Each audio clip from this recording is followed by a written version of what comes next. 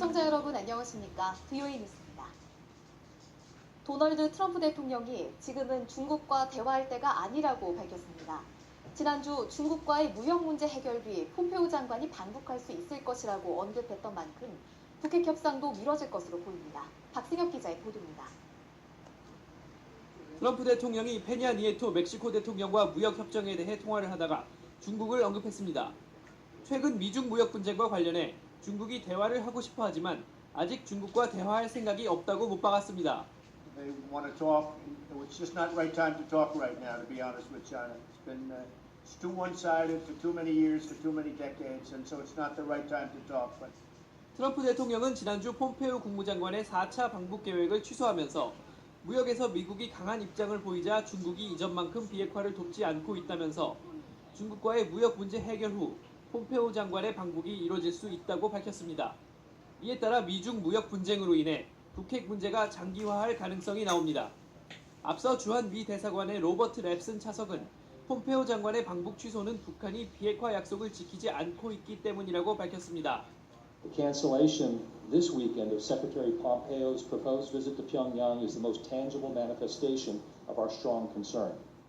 또 북핵 위협이 사라질 때까지 대북 제재는 계속될 것이며 폼페오 장관의 재방북은 북한에 달려있다고 강조했습니다. 이런 가운데 국무부는 폼페오 장관이 지난 24일 한국 외교장관과 나눈 전화통화 내용을 공개했습니다. 두 장관은 최종적이고 완전하게 검증된 비핵화 목표를 재확인하고 비핵화 때까지 압박을 유지해야 한다는 데 뜻을 모았다고 국무부는 밝혔습니다. VOA 뉴스 박승혁입니다.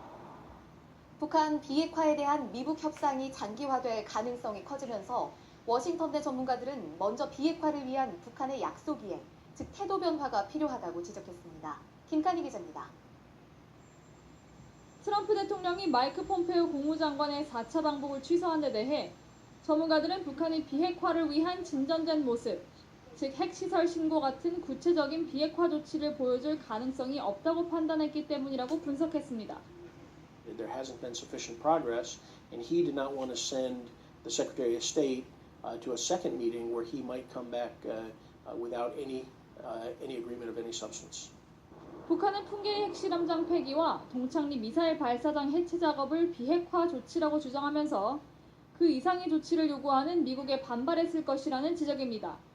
미북 정상회담 이후 북한과 많은 진전이 있다고 말했던 트럼프 대통령이 처음으로 북한 비핵화 협상에 진전이 없다고 밝힌 것도 주목됩니다. 전문가들은 비핵화 협상의 현실과 한계를 느낀 것이라고 해석했습니다. The initial symbolic steps of destroying the entrances to the nuclear testing site and the return of MIA remains are not something we ignore, but they don't get us toward denuclearization. 이런 가운데 북한 노동신문은 폼페오 장관의 방북 취소에 대한 언급 없이 미국의 비핵화 요구를 부당하고 강도적이라며 원색적으로 비난했습니다. 전문가들은 비핵화를 약속한 북한의 시간 끌기에 말려들어선 안 된다며 북한의 실질적 비핵화 조치 없이 협상의 진전은 없을 것이라고 전망했습니다. VOA 뉴스 김칸희입니다. 마이크 폼페오 국무장관의 4차 방북이 취소되면서 이달 말로 추진됐던 개성공단 내 남북공동 연락사무소 개소가 미뤄질 것으로 보입니다.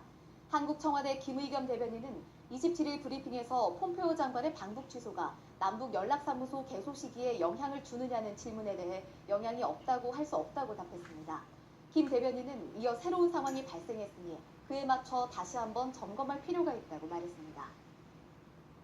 북한에 억류돼 있던 일본인 관광객이 약 2주 만에 석방돼 중국에 도착했다고 일본 언론이 보도했습니다. 이 일본인은 이달 초 북한을 방문 후 남포에서 군사시설 촬영 혐의로 구속된 30대 영화 제작 종사자 스기모토 도모유키로 알려졌으며 스가 요시히데 일본 관방장관은 전력을 다해 대응하고 있다고 말했습니다. 앞서 북한은 일본 관광객이 법 위반으로 단속돼 조사받았다며 인도주의적 원칙에 따라 추방한다고 밝혔습니다. 미 상원 군사위원장이었던 존 맥케인 의원이 지난 25일 애리조나주 자택에서 별세한 뒤 미 정치권이 고인의 삶을 기리고 있고 백악관은 조기를 개항했습니다. 미국 보수 진영을 대표하는 6선의 맥케인 의원은 베트남 전쟁 영웅으로 공화당 대선 후보를 지냈으며 한미 동맹과 북핵 문제 해결을 위한 대북 제재와 압박 등을 강조했습니다. VOA 뉴스 마칩니다. 시청해주신 여러분 고맙습니다.